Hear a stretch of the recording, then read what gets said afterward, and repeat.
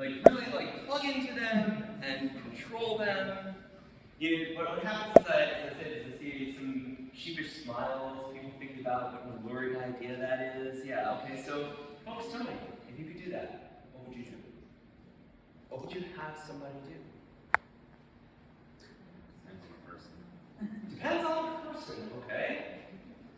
Well, again, concrete example, what would you do? And once again, I see a whole lot of sheepish looks, things that people are embarrassed to admit that they want to do. Give me all your money. Give me all your money, but then what is going to happen to them afterwards? Do you really want the responsibility of the consequences of that thing? Absolutely not. So we don't want the responsibility of that. When you stop and think about it, and you actually take your ideas all the way to the end, those things you might be sheepish about, those things you might be imagining, they make for some really great fantasies, but they also make for some really nasty realities. And what you discover is that just about everything that you think you'd want to control people to do is actually not a good idea, you don't get any value out of it, and then the entire notion of controlling people turns out to be 100% worthless. And yet, boss after boss, after manager, after CEO loves the idea of controlling their employees. What in the hell are they thinking? And the answer is, they're not. So, many of them think of themselves as being joysticks. We plug into the employees, and we move them around and make them do what we need them to do. This is not going to work out. It didn't before, even in the industrial era, when people were little more than widgets, that didn't work out. What we want is independent thought and independent judgment to the greatest extent possible. Now, at first that sounds a little off, because that's hard to manage. And so what we need to be doing as HR professionals, as L&D professionals, is taking a few cues from the hypnosis community and turning joysticks into power cables. That's really what managers, leaders, HR professionals need to be, and that's what all the hypnotists are. That's what we do. When we're working with clients, when hypnotists are working with people, that's what we do.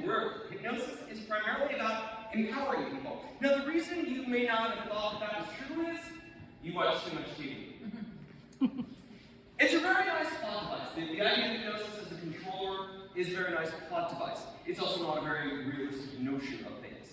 And the fact of the matter is, empowering people to do well and to do their best works a lot better than controlling people. And there's really nothing you can get out of people that is valuable that they're not going to give you voluntarily.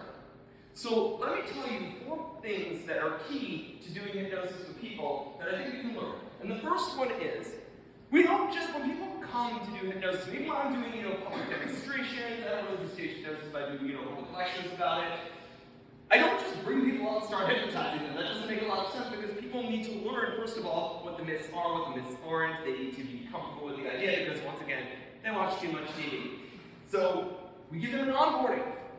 We don't just throw them in, we onboard them. So HR needs to do really good onboarding, careful onboarding, thoughtful onboarding. Recognize, number 2, that hypnosis is not a magic bullet. And we constantly have to explain this to people also. What we do is we empower people. That's our job.